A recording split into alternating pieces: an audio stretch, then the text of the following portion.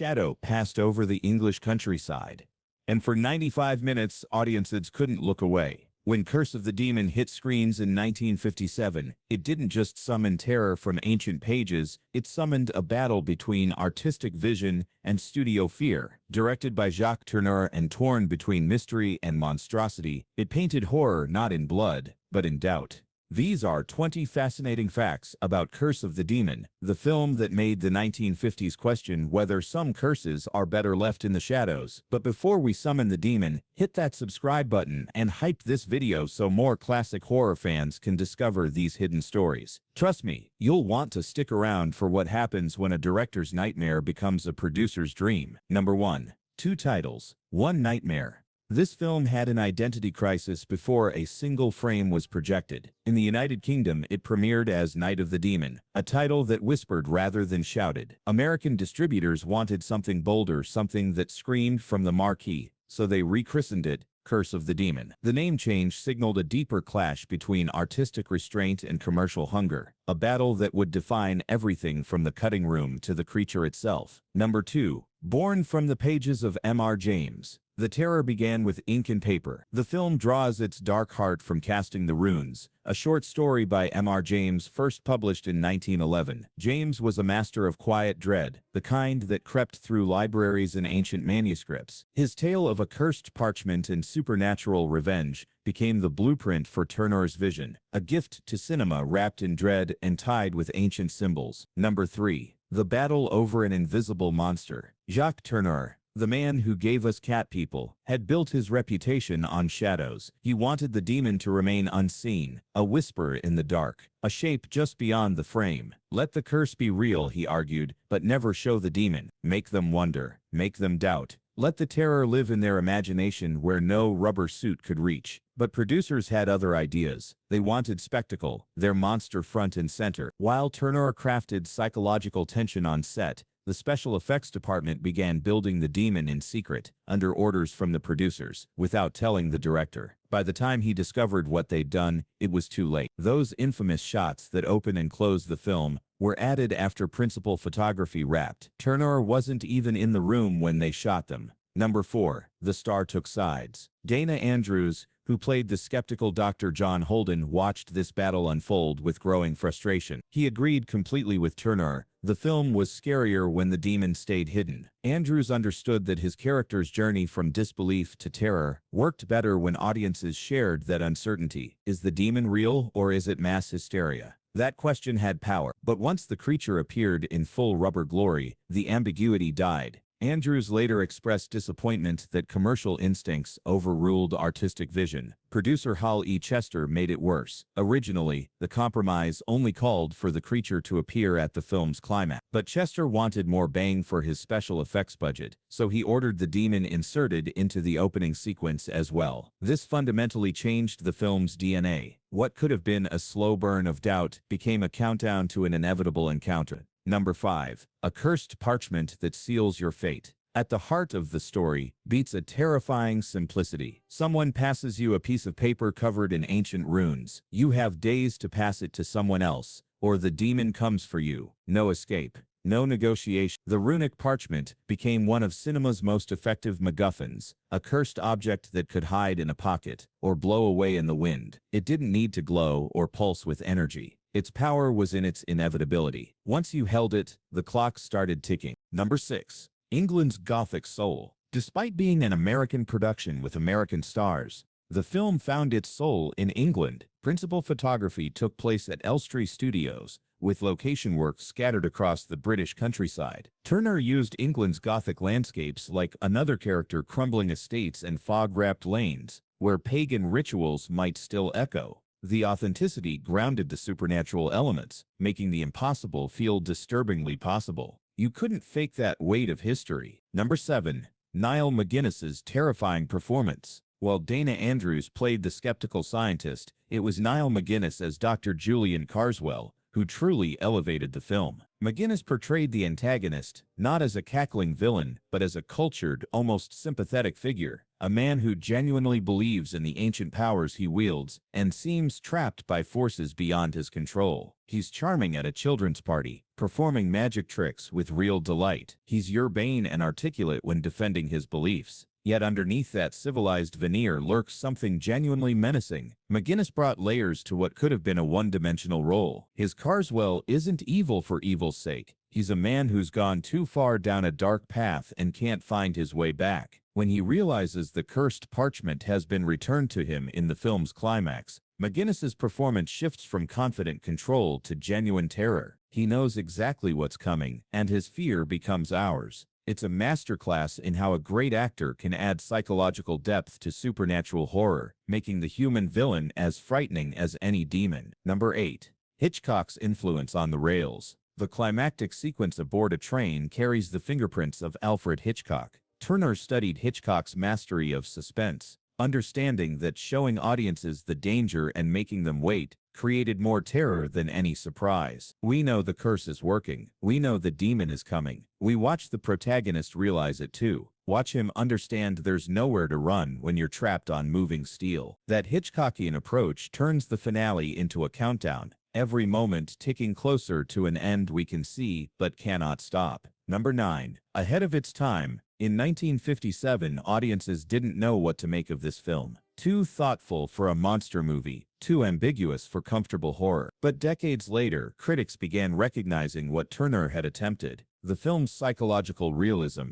its willingness to leave questions unanswered, its exploration of belief versus evidence, all of it predicted where horror would eventually go. Modern genre filmmaking, from The Exorcist to Hereditary, owes a debt to this film's refusal to provide easy answers. Tourneur was building tomorrow's nightmares in yesterday's studio. Number 10. Rubber, Smoke, and Unholy Light. The demon itself was a practical effect born from 1950s ingenuity. Special effects artists built a large rubber model, then enhanced it with theatrical smoke and carefully positioned lighting to create an otherworldly glow. For 1957, the result was genuinely unsettling. A creature that looked like it had crawled out of medieval manuscript. The effects team deserved credit for creating something memorably monstrous on a modest budget. The irony, they succeeded in making a terrifying demon for a film whose director never wanted audiences to see it. Number 11. Skepticism versus the supernatural. John Holden arrives in England absolutely certain that the occult is nonsense. He's a man of science facing a man of rituals, expecting reason to win easily. But the film makes his skepticism increasingly untenable as evidence mounts and coincidences multiply. This conflict, science confronting forces it cannot explain, became a template copied by The Exorcist, The Omen, and countless others. But in 1957, exploring this tension seriously, without camp or condescension, felt fresh and unsettling. The film asked audiences to consider what happens when everything you believe about reality turns out to be wrong. Number 12. Scorsese's endorsement. When Martin Scorsese calls something one of the scariest films ever made, people listen. The legendary director has repeatedly cited Curse of the Demon as a masterpiece of slow-burn tension. Scorsese recognized what Tourneur was doing, even through the studio interference. He saw the craftsmanship in every frame, the way dread accumulates, like storm clouds before lightning strikes. That endorsement from one of cinema's greatest helps cement the film's reputation decades after its modest initial reception. Number 13. The Great Demon Debate. Ask 10 horror fans about Curse of the Demon, and you'll start an argument. Some believe showing the creature enhances the horror, making the supernatural threat tangible. Others insist that revealing the demon destroys the psychological ambiguity that made the story powerful. This debate has raged for over 60 years with no resolution. It's become part of the film's legacy, a living argument about the nature of fear itself. Should horror be explicit or suggestive? Should we see the monster or imagine it? The film forces audiences to choose sides. Number 14. Whispers of a Real Curse. On set, crew members began noticing patterns. Props related to occult sequences would disappear, only to turn up in odd locations. Equipment would fail during crucial supernatural scenes, then work perfectly moments later. Lights flickered without electrical explanation. The crew started joking about a real curse, then stopped joking quite as much. whether genuine or imagined. The sense of something watching, something displeased, hung over the production. Some things perhaps don't want to be filmed. Number 15. A blueprint for cursed object horror. The cursed parchment became a template that horror would return to again and again. The concept is elegantly vicious, a supernatural death sentence passed from victim to victim, each person's survival dependent on finding someone else to doom. It's horror with a ticking clock and a moral dilemma built right into its mechanics. Sam Raimi's Drag Me to Hell borrowed the idea directly, a curse transferred through a cursed button that damns whoever holds it. The protagonist must decide whether to pass it along and condemn an innocent person, or accept her own damnation. The Ring franchise built an entire mythology around a cursed videotape, following eerily similar rules. Watch the tape, get a phone call, die in 7 days, unless you copy the tape and show it to someone else. The curse spreads like a virus, each victim forced to become a vector of infection to survive. Even the Final Destination series owes something to this structure. Death itself becomes the unstoppable force, working through a list with mechanical precision. What makes the cursed object concept so enduring is its elegant simplicity, combined with profound moral horror. The curse doesn't just threaten you, it corrupts you. Survival means damning someone else, making you complicit in evil. It's a perfect metaphor for how fear and malevolence propagate through society, how we save ourselves by sacrificing others. Curse of the Demon didn't invent the cursed object, but it refined the concept into something future filmmakers couldn't resist reimagining. Number 16.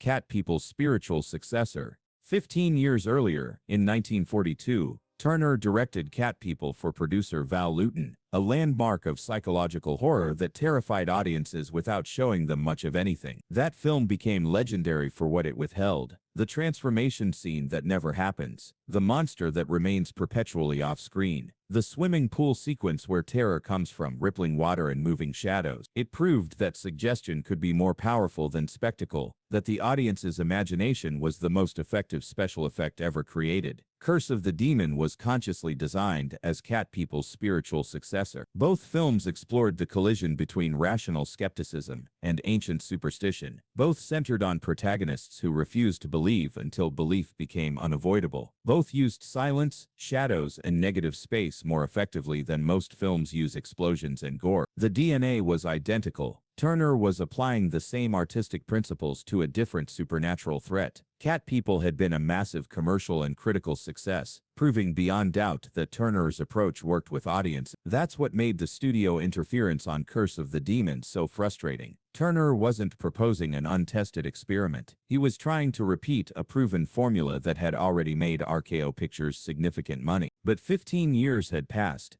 Audience expectations had shifted, and producers had shorter memories than they should have. Instead of trusting the director who'd already proven his method, they second-guessed him into compromise. Curse of the Demon was supposed to demonstrate that Cat People wasn't a fluke, that Tourneur could do it again bigger and bolder. Instead, it became a cautionary tale about how artistic success doesn't guarantee creative freedom. Number 17. The American Release Strategy. Columbia Pictures released the American version as part of a double feature, paired with another horror film to maximize box office appeal. This was standard practice for genre films in the 1950s, but it meant Curse of the Demon was often viewed in noisy, crowded theaters, where audiences talked through the quieter moments. The film's subtle psychological horror worked better in focused, attentive viewing, precisely what a double feature couldn't provide. The theatrical context affected its initial reception as much as the editorial changes. Number 18.